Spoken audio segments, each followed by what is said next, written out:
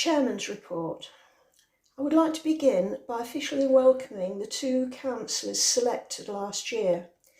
This year in lockdown has been very strange, but both have settled into their roles and both have led on large projects. Martin Knight on the new CCTV at the Leisure Green and Katie Rose on the virtual newsletter and annual meeting. I thank them both for their help, support and enthusiasm.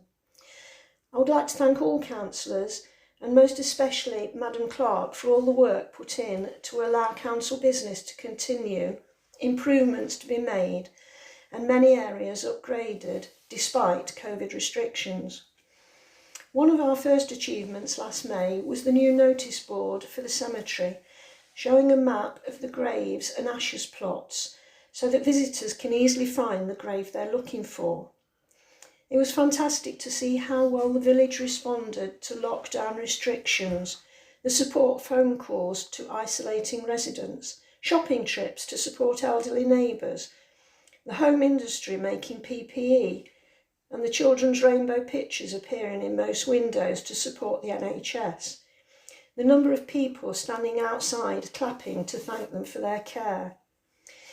The celebration of VE Day saw flags flying from many houses and groups socially distancing in gardens with tea and cakes. Draycott made sure the celebration was not forgotten. Initially, St Chad's was closed, but the need for areas to exercise became necessary, and thanks to a volunteer who undertook to open and close the gate, it was very much appreciated venue for many people. So popular that a one-way system was advised to try and help people maintain their social distance while circumnavigating the lake. I must thank Jenny Fletcher for her efforts with this. While the play equipment was closed, the community payback workers did work at the playing fields, to the gardens, benches and play equipment. Councillor Martin Knight at his first council meeting offered to help painting the children's play equipment to get it ready for the reopening as soon as legislation allowed. Thank you very much, Martin.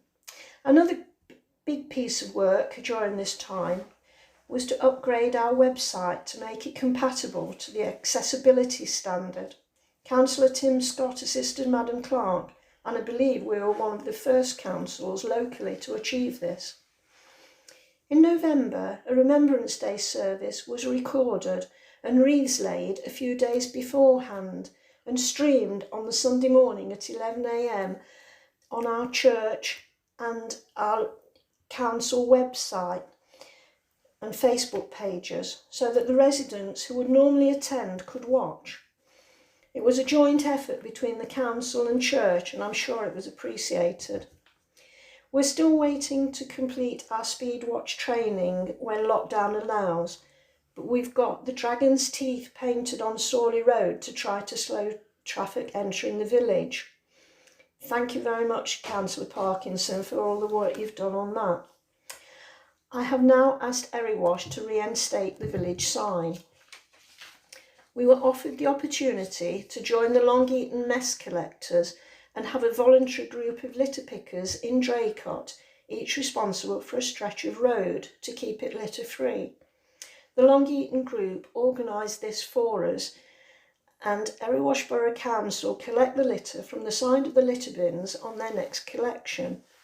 This has become very popular, and we thank all volunteers for their efforts. I know the village looks so much nicer for their care. We maintained our legal obligation during the year, added an outdoor table tennis table and chessboard to the facilities at the Leisure Green, and funded Easter eggs for the Easter bunnies to give the children in the village on Easter Day.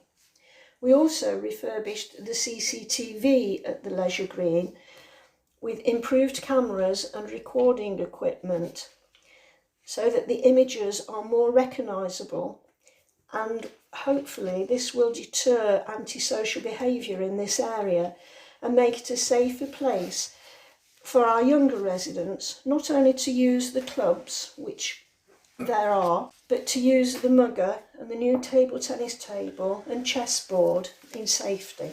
Finally, I would like to thank all the counsellors who've had to learn new skills for remote meetings, and most of all Madam Clark for her patience on the very numerous occasions I and other counsellors have requested help with IT issues and lost information. I will just give you one little instance of her very, very great patience when she stood outside my dining room window one morning trying to help me with an IT issue through the window. Thank you very much, Madam Clark.